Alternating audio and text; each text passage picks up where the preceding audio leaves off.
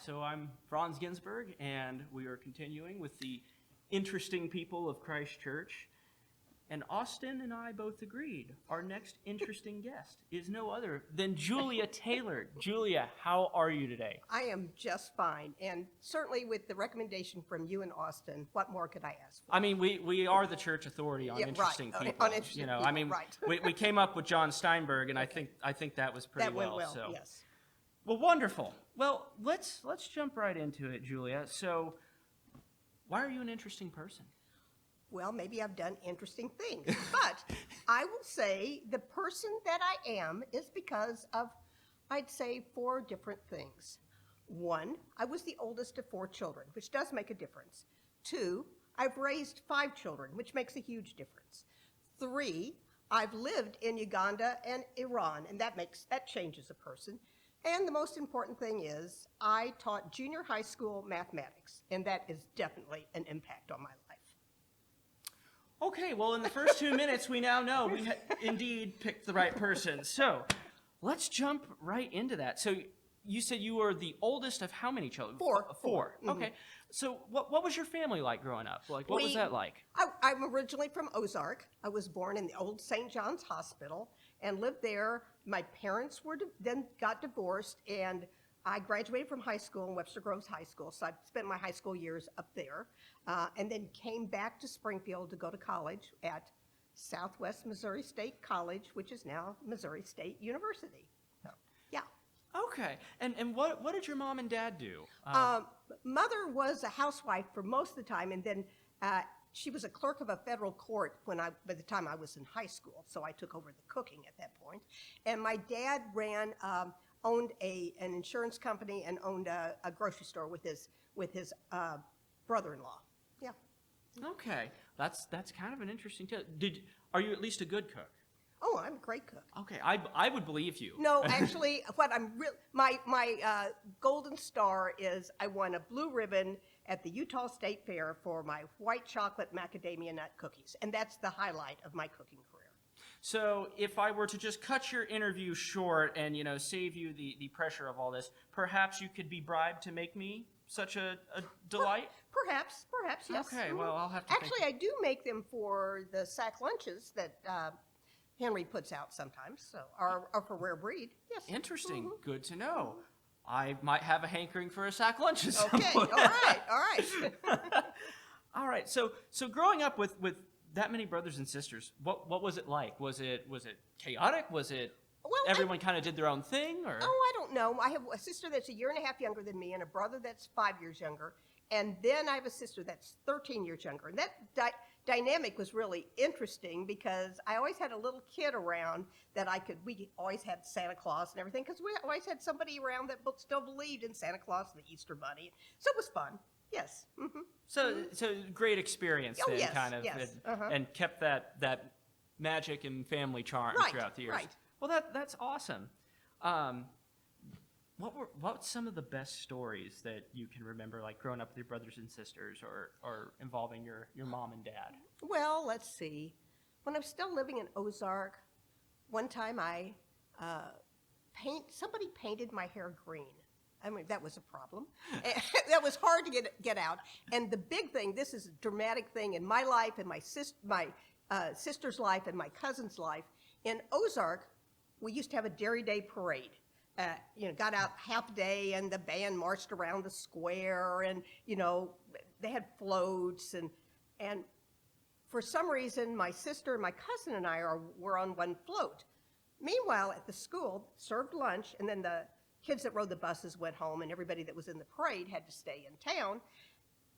But they served tainted potato salad, unknowns to the cooks.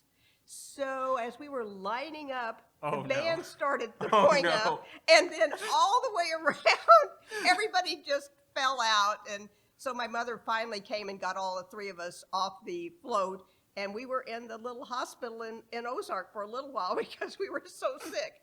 They have, apparently to this day, that was a long time ago, to this day, they have never served potato salad in the Ozark schools again. Yeah, I think that would kill it for me pretty darn quick. I don't eat potato salad. no. Now, I would assume that's a taste aversion that stays with you Yes, for life. it does. Mhm. Yeah. I had a similar experience several years ago with a sloppy Joe from a corn maze, and it was not pleasant. Not pleasant. Not yes. pleasant. Yes. Well, in terms of things on a more pleasant subject, Yes. so religiously, like, what were your parents? Were they also Episcopalians Oh, growing no. up? Oh, No. we're from Ozark. They're Be serious. Southern Baptist. So we were Southern Baptists. I went to First Baptist Church in Ozark. When we moved to Webster Groves, my mother remarried, and her new husband was a Methodist. So we went to the Methodist church for a little while. But we were close to an Episcopal church, so I just walked myself over to the Episcopal church when maybe I was in 9th grade, 7th grade, 9th grade, something like that, and became an Episcopalian.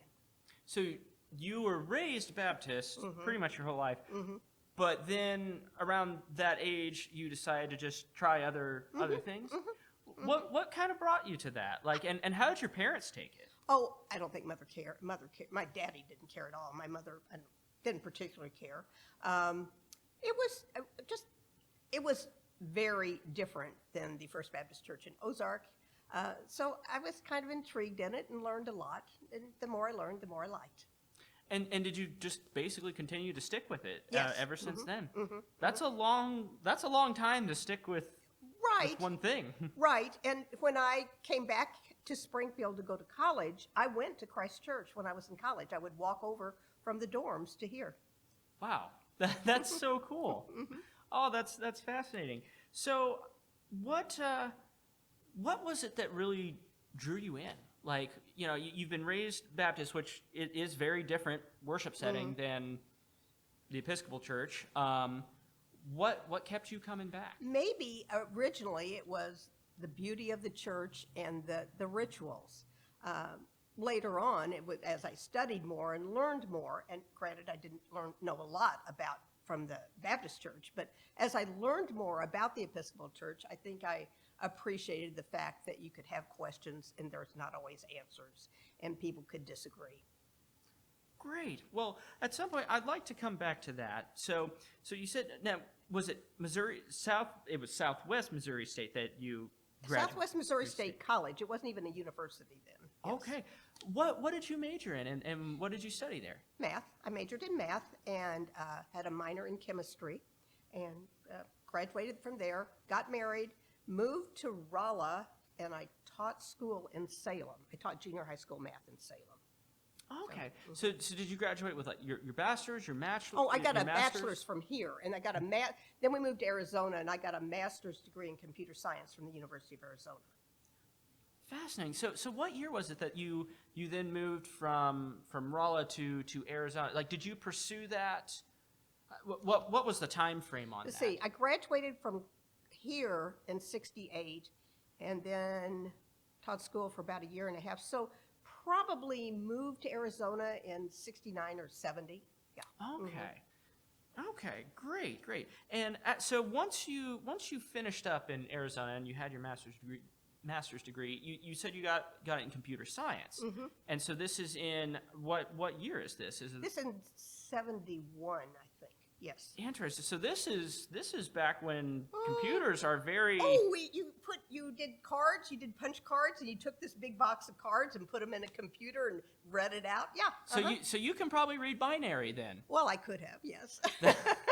That is fascinating. So tell me a little bit about that experience. What did you do after you got your master's?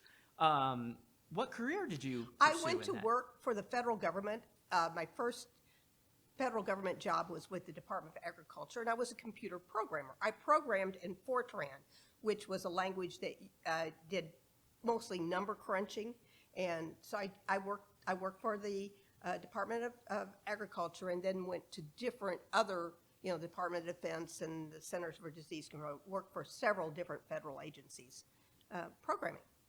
That is fascinating. Were there many women programmers at that time? Oh, no. Oh, no.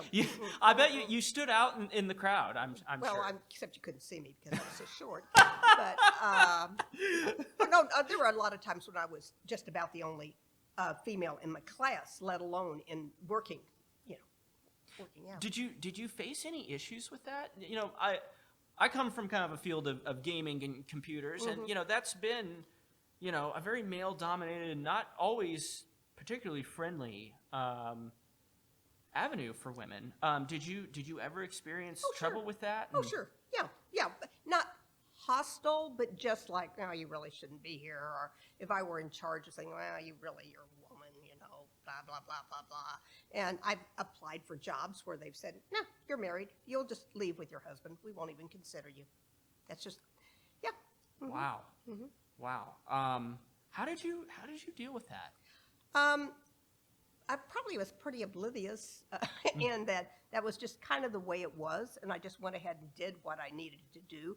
And it, you know, occasionally it would really keep me from doing something, but not a whole lot. Most of the time I just ignored it. No, it's fine. I was pretty happy with my life. Wow, the work life wasn't my only life, though, so that makes a difference. I think if you have a balance, you have a family, you have work, you have outside activities, had church, had different friends. So it wasn't like the only thing I had in my life was work, and they were blocking me from doing that. And there were issues at work. I could go home and play with my kids, or I could go out with my friends or something. So it would all work out. So you had other things in your life that meant more to you than your 9-to-5 job. You know? Well, I wouldn't say probably meant more, but it was more that the balance. I just think it's when people just have one thing, it's really hard when you have a bad day and you only have one thing in your life to accept it easily.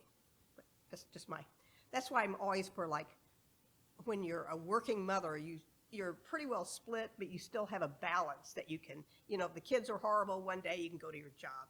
If the job's awful one day, you can go home and play with your kids. That works. That's a really positive outlook and kind of a glass half full perspective on it. That's awesome. Maybe that's why you're so bubbly and cheery all the time. Maybe I'm just clueless. I mean, that could be it.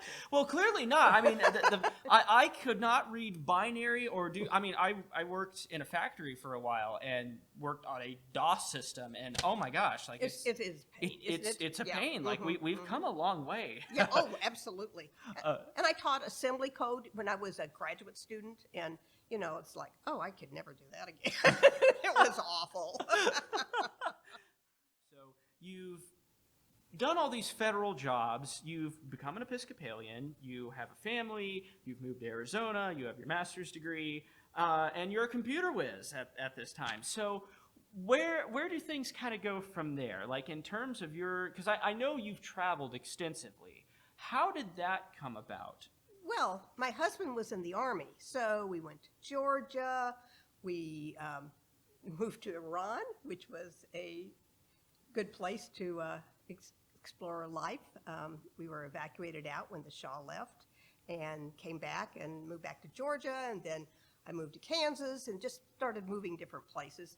And as the children got older, and I had a little more time and a little more money, I started traveling more, which I really enjoy. Couldn't do it so much when you have little kids at home at all times. But one of the things that the federal government did for me, I got a job in Hawaii, and I lived there for 9 years, which is not a bad deal. That's not a bad place to live. Yes. I had a grandparent that lived in Hawaii for a while and absolutely loved it. Oh, I mean, it's hard to be stressed out in life when you live in Hawaii. Right. I imagine, at least. That's awesome. So tell me a little bit about, like, what was life like in Iran, Well, this is a place where the church played a big role. There was an Anglican church, and we were living in Tehran. It had an American priest, and he was married to a British woman. So it was a good combination. And we had, in our church, we had Americans and Brits and Indians and just people from Australia and New Zealand. And one couple, they were talking about, this is kind of dangerous here. And I said, well, where are you from? They go, Belfast. And at the time, Belfast was just blowing up. And they thought, no, it was fine. It was all interesting.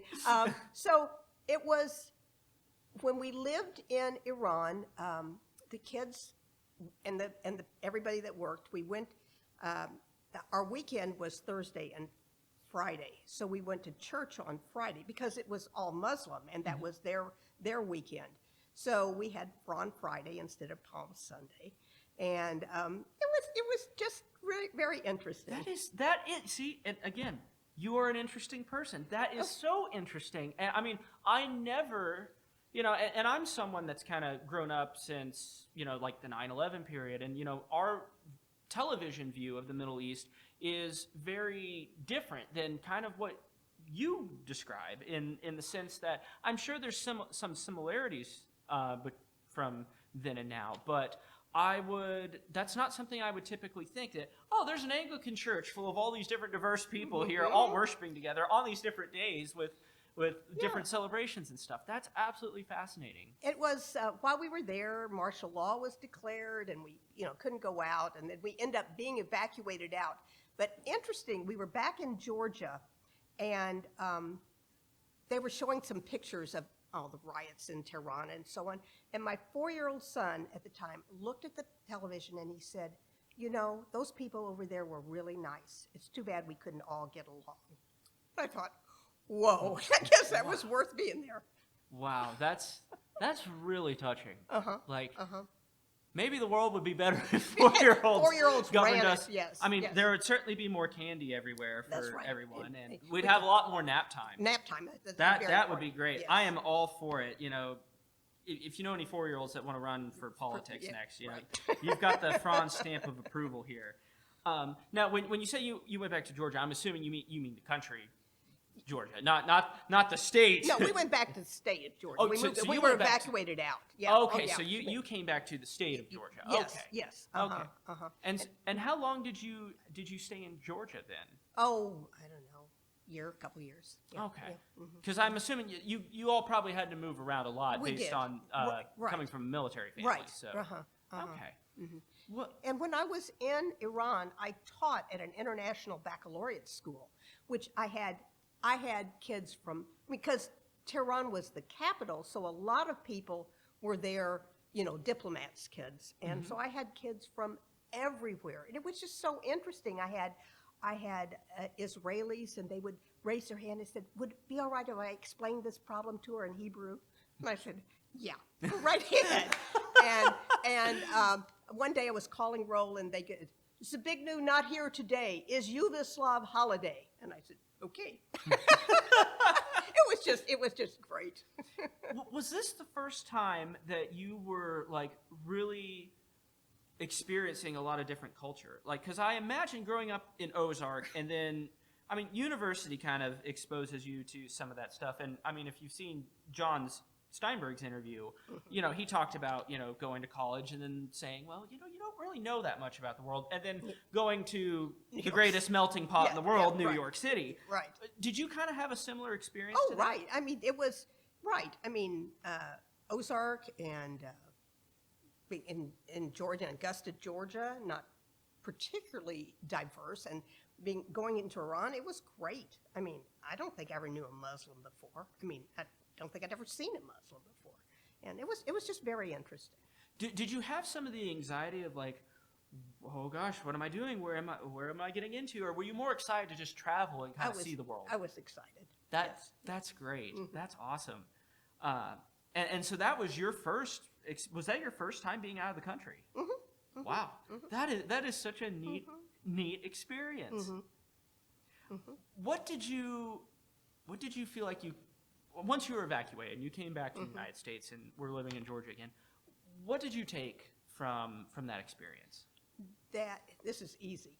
That things were not that important because we left everything. And I brought the kids back with me. My husband came later, and I thought, this is what's important. I don't care. We just left everything there because we had to get on a plane. We had maybe 6 hours notice, and we left.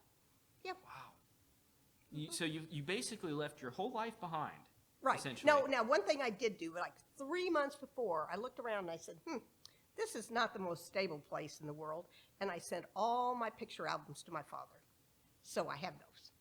That's amazing. Yeah. Would you mind sharing some of those photos at some point? Sure. I can do this as like a separate side thing, okay, but I sure. think that would be so cool to look at. Okay. Sure. Again, I have to reiterate, Austin and I picked well. We picked well. So, okay, so you've come back from Iran. You are now living back in Georgia. Mhm. Where does life take you after that? Oh, let's see. Where did I go? I went to, trying to think. When was I in New Jersey?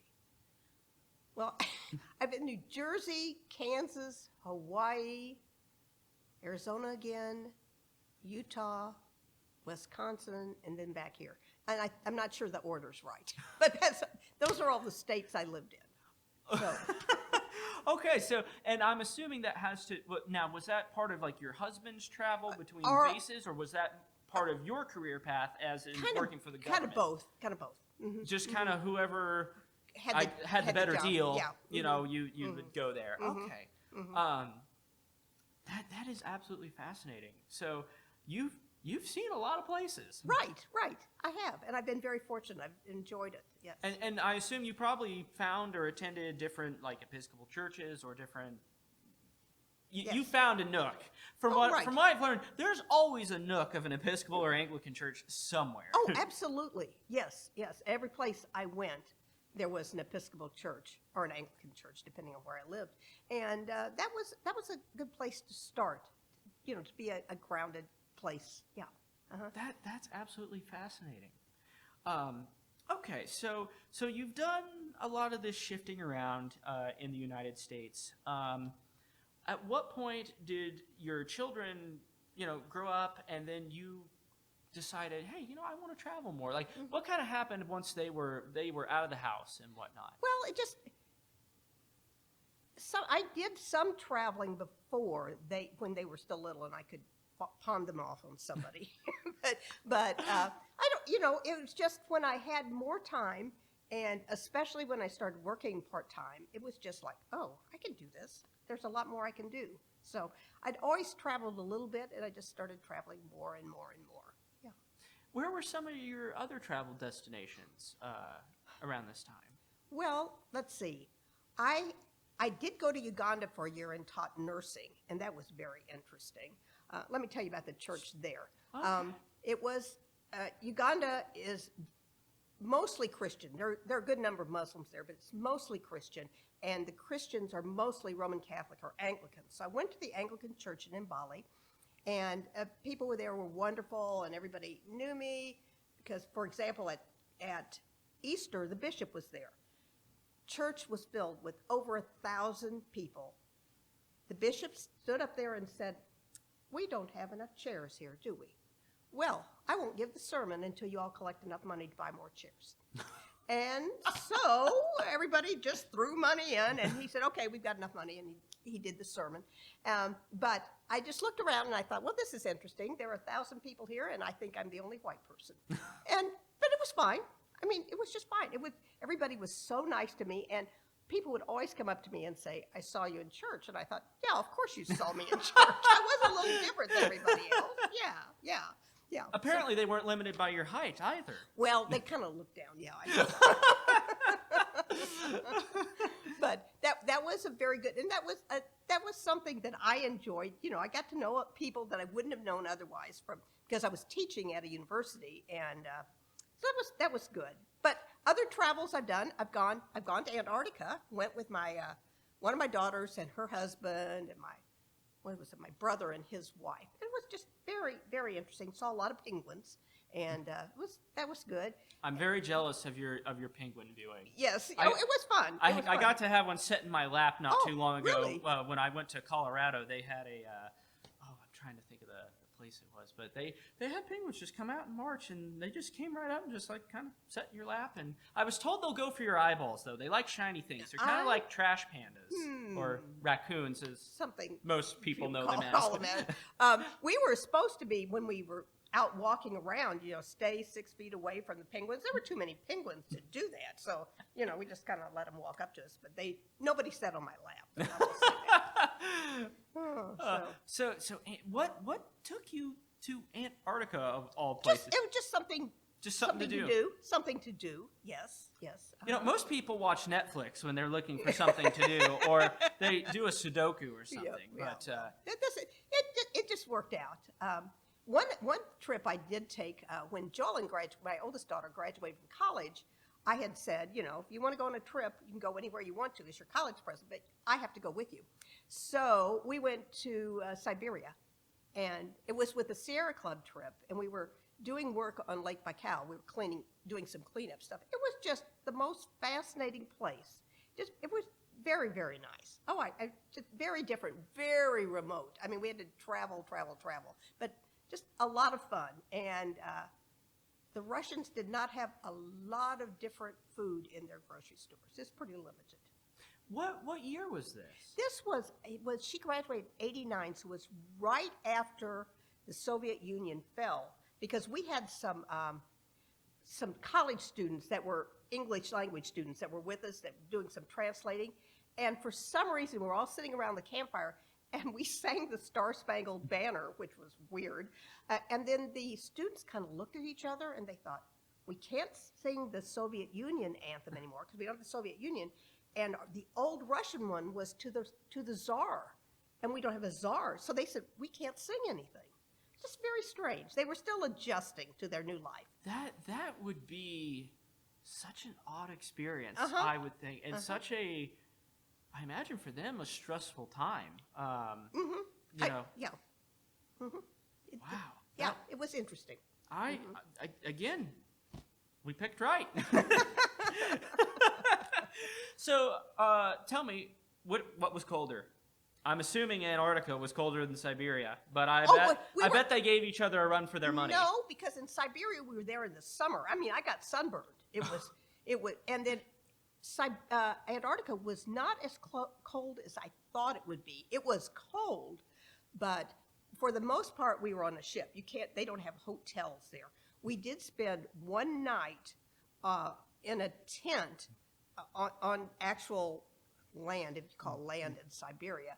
And that was doable. I mean, it was a super duper tent with super duper sleeping bags and everything. But yeah, so it was Siberia. Antarctica was colder. But okay. It was the season that made a difference. So you were in Siberia. What did you do after that? Oh, after we were living in Hawaii then, so that was just a trip to Siberia. Okay, so that was just kind of a trip. So yeah. So did you do like a lot of like? So you've had all these different trips. Were a lot of them mission based later on in life, or were they just to see the world? Or you know, I have a kind of mixed idea about mission trips and what's a good idea, and I don't really know yet how helpful it is. I've been on several mission trips. And sometimes people come in and they just think they know what's best for anybody, and they just do it. And that's not necessarily the best way to help people. And I've done some reading on that. And some of the reading I've seen is that the best way to help people in some of these third world countries is to go there as a tourist and buy stuff. And that will help you, help them. And so I'm not real sure. I was in Haiti, not with the church group here, but I'd say 8 months after the earthquake that just devastated Haiti. I mean, it was horrible. And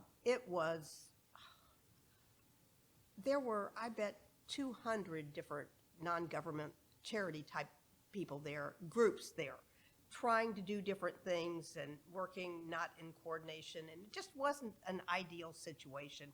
And I was working in a hospital, and every week a different group of medical people, doctors and nurses, would come down, and one week a neurosurgeon would come down and do little delicate surgeries, and the next week it'd be an orthopedic surgeon who was very talented as an orthopedic surgeon, that he couldn't correct or fix anything that the neurosurgeon had done the week before. And every week the nurses from the United States were coming down and saying, this is how we do this. And, you know, the poor Haitian nurses were like, oh, but last week we did it this way.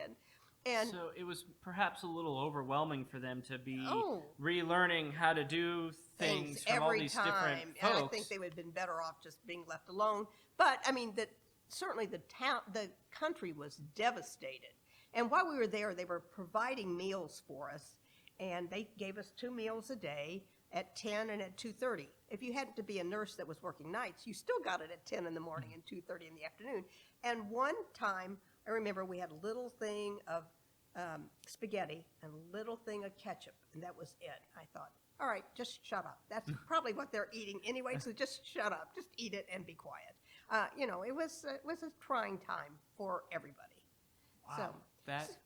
So I have, I've been on several mission trips doing different things, and some of them are great, and some of them are not so great. And I still am a little conflicted about what's the best way to spread the wealth we have in this country to people that need it somewhere else. I don't know. My understanding is it can be a very complex issue, Right. and that you want to help and you want to do what you can for people, but a lot of times there's the governments that really interfere in problems and essentially kind of raid the coffers, is my understanding. Sometimes that certainly is a problem. I mean, money just dumped on a country is not the answer. Money maybe spent the right way could help, but there's a lot of issues. And like the migrants that are coming here, most people don't want to leave their homes and their families and go to a place where they don't know the language. But if you're in a place where it's too dangerous to live or you can't afford to feed your children, then of course you'll try to leave.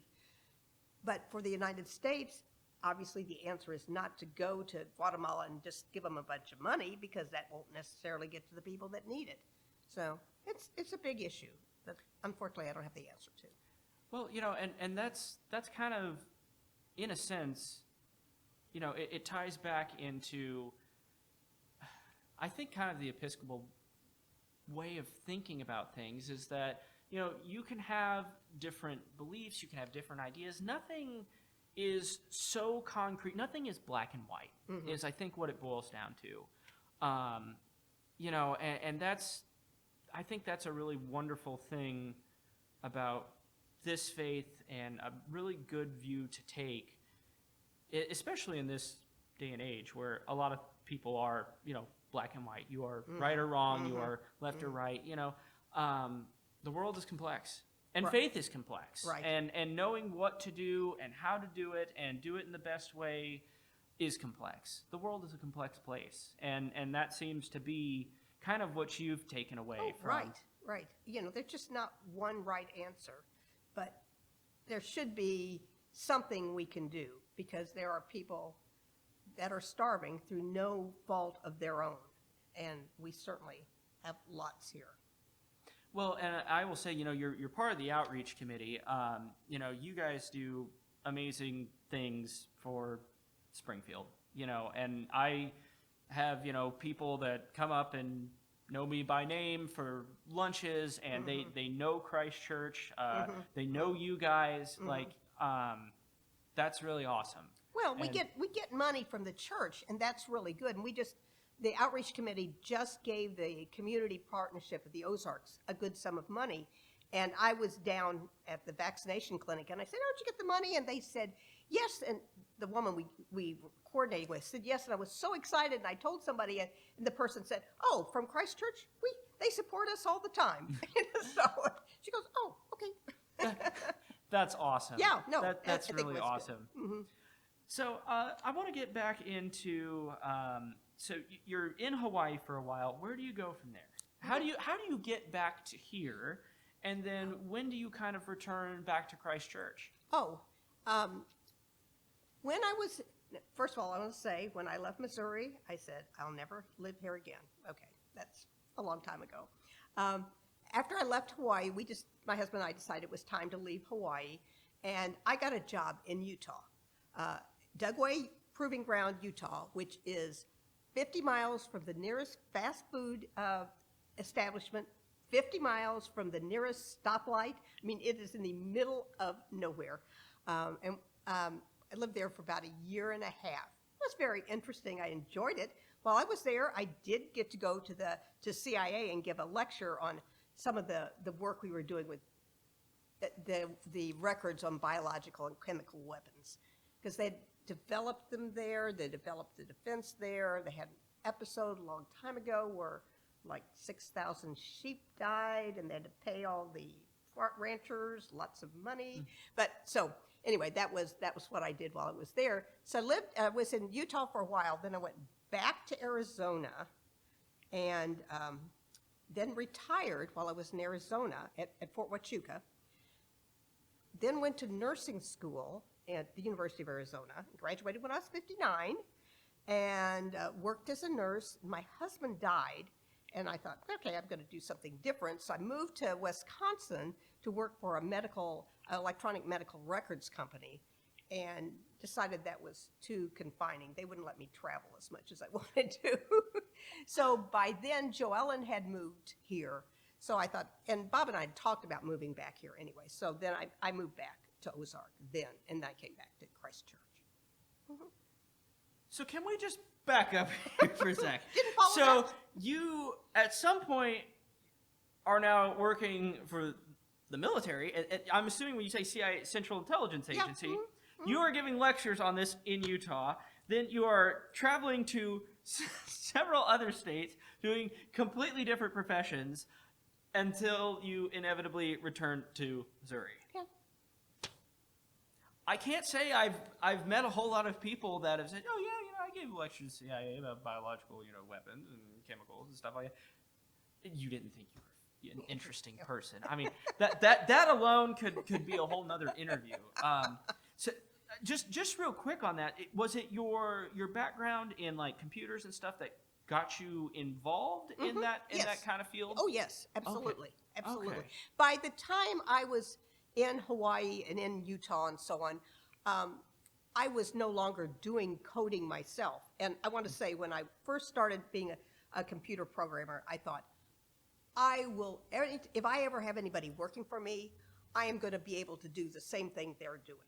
Well, not only did computers change so much, not only could I not do what they were doing, I didn't even understand what they were doing. I just had a lot of good people working for me, and I'd say, do we need to do that? Yeah, okay, we'll do it. And so, yeah. Because initially it was 71, I believe you said, Yes. when you had this degree. So now we're talking, what year is this? Oh, let's Probably see. late 80s, early 90s? Oh, no. It was later than that. It was like in 2005 or so. Okay. So 2001. So yeah, computer code and totally language changed. totally Totally changed. changed. You've lived through the birth Yeah. of AOL Yeah, and everything. all Yes, this stuff. yes. Okay. Uh-huh. That would be pretty wild. It was very different. So I was no longer doing the actual coding or anything like that. I had people working for me that did that, but I wasn't doing it anymore. Okay. So how did you get involved then with the United States government? I know you'd worked for all these different federal agencies over the time, but was that just something that they just reached out to you, or you reached out to I them? just applied. I mean, it was right after I graduated with my master's degree in computer science in Tucson. I just applied and got the job there. And once you're in the federal government, it's fairly easy to move around. So the big step is getting into the government. And once you're there, it's not as hard to move around. Interesting. I never would have guessed that. Okay. Well, let me ask you a little bit, Juliet. So you've come back to Ozark. You've kind of come back to Christ Church. What did you, faith-wise, how are you feeling now? You've had all these wild experiences. You've met all these different people. You've been in all these different countries. What was it like from attending, little church here in Springfield when you were a young adult, and to now when you come back and you've had all these experiences? Pretty much, it wasn't a huge change. I mean, that's one thing about the Episcopal Church. You can go from place to place, and even from country to country. The prayer books in different countries are pretty much the same thing, and you're following the same thing. And the people are basically the same sort of people. So it wasn't like a huge culture shock or anything. Mm-hmm. Okay. So you just basically just fit right back in and Well, I think just so. moved right into it. That is absolutely fascinating. Let me ask you, Juliet, how has your faith affected your life? It's kind of hard to separate my faith from my life because it really is just part of me. Like I mentioned before, when I moved from place to place, the church was really kind of the first place I usually moved someplace that I had a job, but we always looked for a church and went there immediately, and that was just part of my life. And as I've had more ability to do so, volunteering became more and more important, which ties into the church, of course. And so, yeah. Let me ask you another question. Like, why was that so important to you? I mean, because a lot of people, that would move and do things like that, I could easily see someone saying, I've left my community, my friends, I'm not going to jump back into it. It's common knowledge, people nowadays, church shop and jump from place to place and try and figure out where I best fit. And sometimes that can be really difficult. So, like, what was it that just kept bringing you? Well, I think it's the support I always got. I mean, it was such an important part of my life that I couldn't imagine going someplace else and not having that part be with me. Even though it's different people in a different building, it's still the church, and it was still important to me, and still essential to me. And I imagine it was still the same ritual and the things you were used to. Yes. So there had to be probably some level of comfort in knowing that you can go pretty much anywhere in the world, and at least one thing is very similar, if not exactly similar, to what you'd experienced before. Right. That is so true. Mm-hmm. That's awesome. What would you say to someone, Julia, today, like, who is maybe struggling with their faith, or they just don't see it as that important, or just don't feel like it means as much anymore? Well, you can't speak for anybody else, and I think the church is evolving, and I would just encourage somebody to continue to learn and read, if nothing else. If you don't feel like going to church is important to you, or it's not something you can do right now, perhaps reading, perhaps the Bible, perhaps another, other books. There are a zillion books on religion to read. And I do think that it used to be, and I got this from Mary Boland talking about, she said, Sunday school conference she'd been to. They said it used to be a regular church attendee was somebody that was in church, they'd say 3 out of every 4 Sundays. Said now it's changed. A regular church attendee is probably somebody that comes once every 4 Sundays. It's just it's just evolving. It used to be there were never sports events on Sunday, and now there are. And, so what do you do with your kids? It's just something that I would encourage people to keep thinking about, not give up on it, but maybe not look at it as the way you grew up or the way your parents expected you to, but find your own way.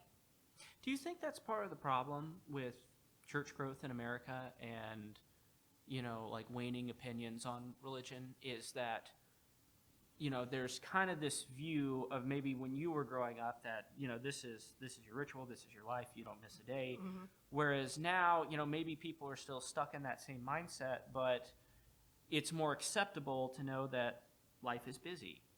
Things are very different than they were 20, 30, 40, 50 years ago. Right. And I think I think the church and each individual person and families need to figure out what's important and how we fit this in. And just because it doesn't fit the way you used to do it doesn't mean it's not right. I think the church is very important, and I think kids that are growing up without it are missing something. But I don't know that we can impose that on anybody, and I don't know that we should. I think people should feel open to trying different things. And I think we've become more and more open to saying, well, this used to be black and white, now it's very gray, and now I'm learning about this religion and this religion and this religion, and maybe there's some good things about all of them, and how are we going to work this out? That's an awesome answer. And I think religious pluralism is amazing. Mm-hmm. That was something I did not come from a pluralistic religious Right. background. It was, my faith was right, and it's the only Yeah, one that's right. right. And if you think otherwise, well, you're wrong. You're wrong. And when I first started in college, like that was something that was really neat to me, and that I'm sure you experienced very early on is religious pluralism and getting to know other faiths and experience the faiths with other people. And even though you may have your own views and opinions, it sounds like very early on, like you kind of learned how to accept change and accept different people and different views and things like that. Well, it's a lot easier personally if you do that instead of having to say, well, you don't believe the way I do, so you're wrong, and I'm not going to associate with you. I mean, that eliminates a whole lot of people. So, it's more interesting to get to know different people and different things and what they're thinking about. That's awesome.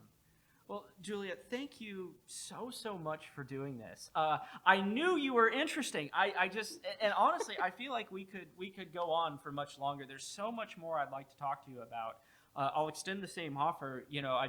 I feel like John Steinberg also had a lot of interesting things to talk about. And if you'd ever like to do this again, I would love to sit down and pick your brain more. Okay, someday you get all your interesting people of Christ Church done, and then we can the interesting people can sit around and we can talk to each other. How about that? That's a great idea. We very well might do that, and just make like a big old circle setting of interesting religious experiences and discussion. Yes. Okay. Well, Julia, again, thank you so very much for doing this. This has been a great pleasure, and I'm glad you came on. Oh, thank you for asking me. I've enjoyed it. Well, great. Yes.